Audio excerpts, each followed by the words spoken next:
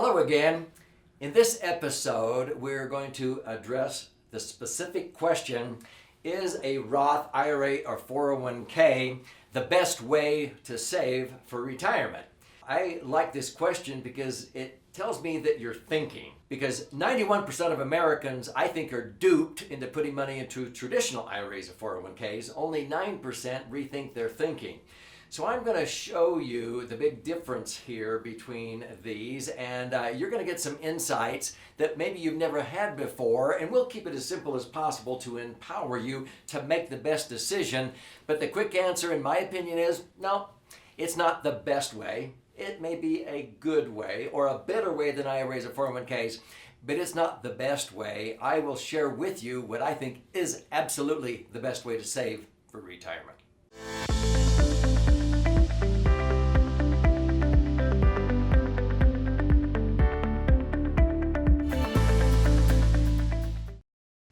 So I'm Doug Andrew, and I've been a retirement planning specialist for more than 45 years.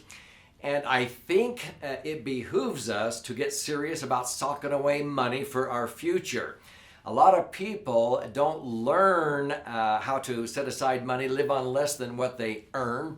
And all too often, we don't even start saving until our 30s or 40s. But a lot of people go to work at a company and the company has a 401k, or they have the ability to sock away money in a defined contribution plan. Now, that is a 401k is a common defined contribution plan because when I was young, a lot of people wanted to work for a big corporation like General Motors, and they had defined benefit pensions. So if you were a school teacher, most states have defined benefit pensions. They define your benefit. And so if you worked as a school teacher for 30 years, every year of service, you would get 2% of your last best 5 years paychecks. So let's say that you were earning $5,000 a month or $60,000 a year the last few years you taught school. So 2% times 30 years is 60%. 60% of $5,000 a month is $3,000 a month. And so the defined benefit would be $3,000 a month, and a lot of school teachers would get a cost of living increase.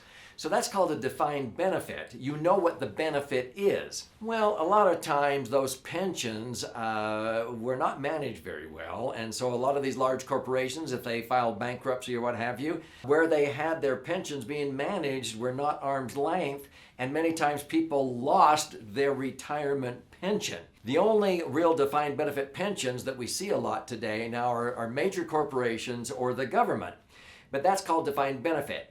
So what they did is they changed to defined contribution plan. So an IRA or 401k is where you define how much you want to sock away. So in section 401k of the Internal Revenue Code, we have rules similar to IRAs. You have section 403b, section 457. These sections of the code allow different people with different employment situations. Working for government is a 457. A 403b is mainly for school teachers. 401k sort of cover the gamut. What you do is you usually set aside money into a tax deferred account, and you have the choice of either paying the tax on the seed money or putting in tax deductible or tax free contribution. It's prior or pre-tax contributions. That's a traditional IRA or 401k. The questions are, well, golly, which is better?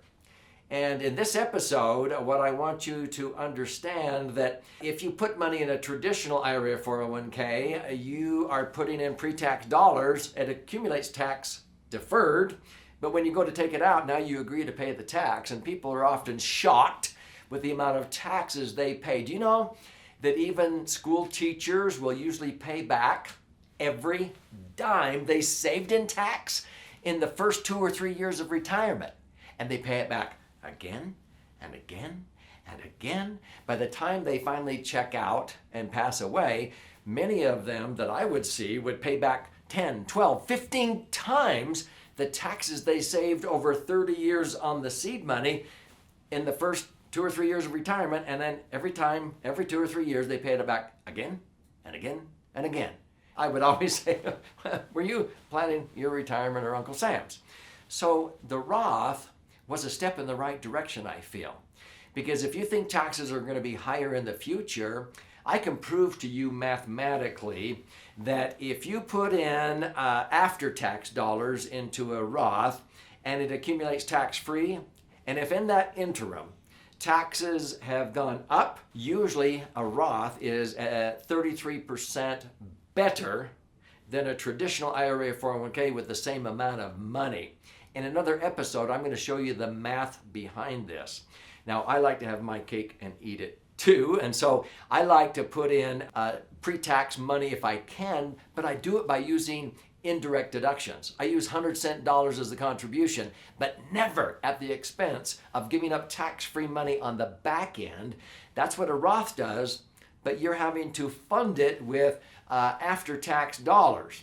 So my favorite vehicle, which I call the laser fund, you fund it with after-tax dollars, but many times I get the same deduction that somebody putting money into an IRA or 401k might get, but I do it indirectly through other ways by being savvy with my money and my tax planning.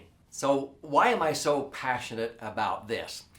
Because I've seen a lot of people who work so hard to earn their money, like probably you're doing or have, and then I see that money eroded away with taxes in retirement when they thought they were going to be in a lower bracket.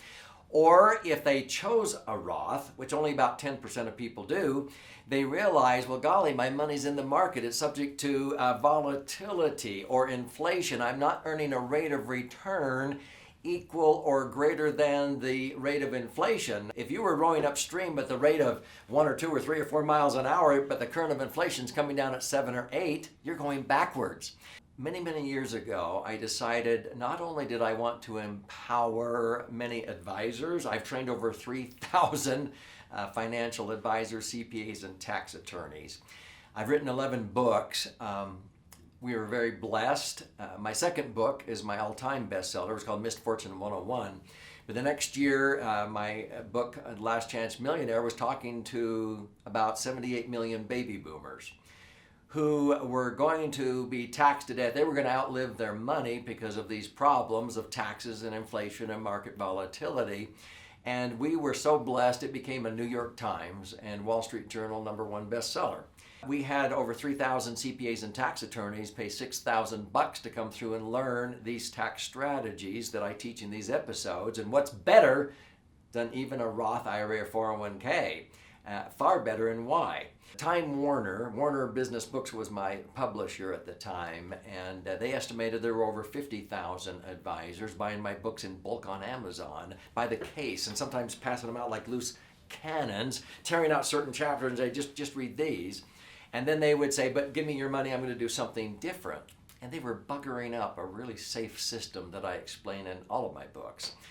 And so that's why I decided, you know what? I'm going to let all my professional licenses go. And I did that December 30th of 2005. I let them all expire to become a consumer advocate for you, to help you understand and teach you in language that if I had a license, I'm not allowed. That's not compliant. I can't tell you in the language you need to understand. So why do I do this? It's to empower you. I want to teach you true principles, because once you learn this, you can govern your own family bank and do far better. And you'll be able to recognize if a CPA or an advisor knows what they're doing. So I would strongly recommend that you learn what my favorite vehicle is. I call it the laser fund.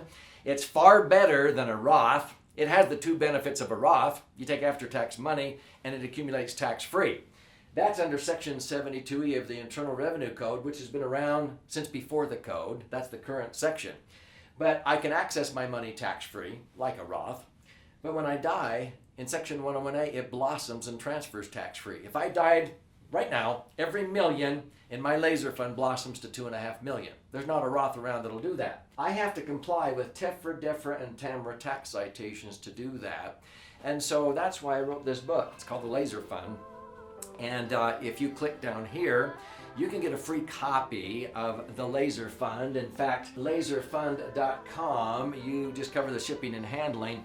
The reason why I like this book, it's for everybody, because this portion is about 200 pages comprising 14 chapters with all kinds of charts and graphs and explanations of what those terms mean. But you flip the book over, and this has 12 chapters with 62 chicken soup for the financial soul stories of people that we have actually helped to be able to move them from just good savings to better, no, to the best, and why the Laser Fund will knock the socks off of any Roth IRA or 401k you could ever show me. And I want you to learn why and how.